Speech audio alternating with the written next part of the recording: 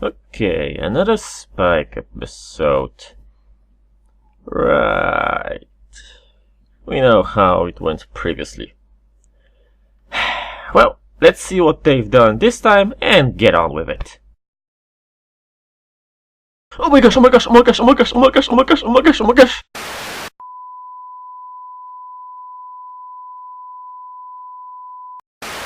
Okay, back to be more serious. When I read the synopsis for this episode, I pretty much felt in my bones that this one is going to be a Spike-centric episode that will be good. Finally! And after watching it, I wasn't disappointed. I say more, I was right. Gauntlet of Fire in a nutshell, one of the best, if not the best Spike episode. What started as another Rarity Spike episode, thanks to little guy becoming a torch, and a brief exposition from Royal Sisters, became an absolute gem of the episode. Not to mention Twilight's reaction was pretty much the same as Bronies, who were begging for more insights on dragon culture. Also, I'm so glad you two could come.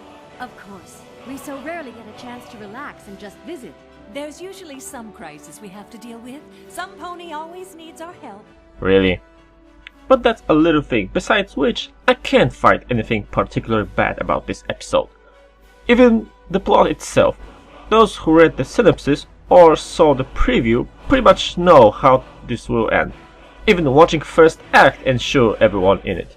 And introducing Ember, pretty much expected. But is it bad? In this particular case, absolutely no. Sometimes simplicity is the best solution, and this episode is a proof. By going with the plot that we've seen many times, and by good pacing of it, the episode allows Spike to be at his best, which means willing to help and support his friend. He didn't care about being a Dragon Lord, and pretty much competed in a gauntlet only because dragons are even bigger jags than griffins or yaks. Even when he was just a meters away from getting the scepter and finishing this fight, he jumped on Garble to help his new friend Ember. From strategic point of view, that wasn't smart, because he could easily stop Garble. From friendship point of view, great move, little buddy, very noble. To be honest, I will probably do the same. And speaking of other characters, all hail Ember, the best princess and a new Dragon Lord. At first she looked like a rebellious teenage, and she pretty much is in many ways. She didn't only went against her father's order, but against all the jerkiness in dragon culture. Dragons don't do friendship? She did. Dragons don't do helping? She did. Dragons don't do hugging? She did. Just like I'm calling for Gilda uniting griffins through friendship and becoming a new griffin queen, I'm certain that Ember will start a slow process of reformation to make dragons less jerky. Throughout the whole gauntlet, I knew she won't go against Spike, though short abandon wasn't very surprising. But hey, she finally admit they are friends. She might be that classic manga anime archetype, but in my opinion, it's good that she didn't stay by that the whole episode. Instead, denying when saved Spike, she admitted that they are friends, and now she took the throne of the Dragon Lord and is ready to reform dragons. And she might not admit that at the end, but we all know that she likes Spike, and like more than just as a friend. Even Twilight and Rarity ship them. As for the other characters, there is the Dragon Lord Torch. I don't have much to say about him aside from the fact that he's huge. We have a few new dragon design, and there's Garble. There's only one good part about his existence in this episode.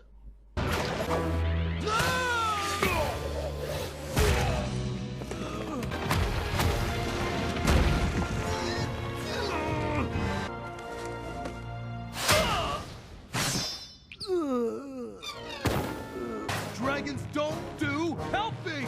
These dragons do! Ah, beautiful. And his punishment at the end. I was thinking about something else, but that's a better idea. There is also Twilight and Rarity, who don't bring much to the story outside of cheering and spectating. But there's also that questionable moment when Twi could pretty much zap Garble when they were busted, but she didn't. Maybe ponies as a nation are just pacifistic and going into fight when there is absolutely no other option. Or maybe they really didn't want to interfere at any point. Or maybe both. Another question many have asked is where are the adult dragons we saw in Dragon Quest or other episodes? I personally see two explanations. First, those might be considered feral by dragons in this episode. Some might say, but they can talk. But knowing that most of Equestria creatures are sentient beings, that argument might not be valid. Maybe those dragons here consider them feral because they collect gems only because they are greedy and are not eating them. Who knows? Second possibility might be suggested by Torch himself. He said dragons of Equestria, and at the beginning of Dragon Quest we saw those big dragons migrating. Considering that this was their destination, they went through here, and we can assume that they were flying on a straight line. They might have traveled somewhere from here.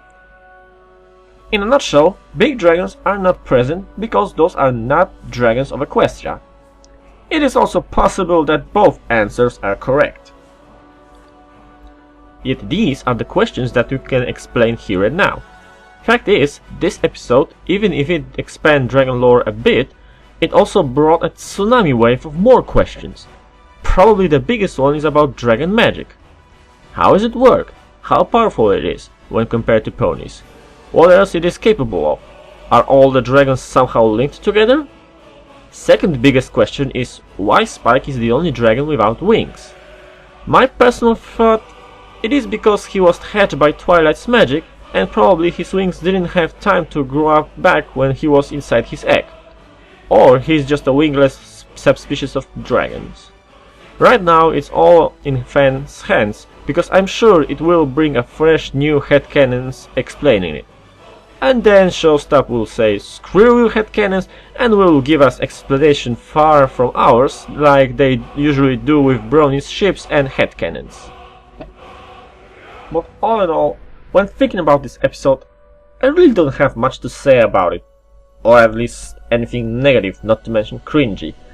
I really like how the new writers are handling this season so far, because this here is not just a great episode by itself, but absolutely the best Spike episode. That's how you should portray him, as a character who can work independent and be competent instead of being constant pushover. Ember was also a great character. Mola was also pretty good. We have some long-awaited expansion on Dragon lore, which will surely give a birth to a swarm of headcanons until next expansion. Because the ending opened up so many possible episodes that it will be a grave sin not to go any further. We want more, and we want it in Season 6 since it's Explore Equestria. Here now, this episode wins as a Spike episode and world building episode. Worth a few views.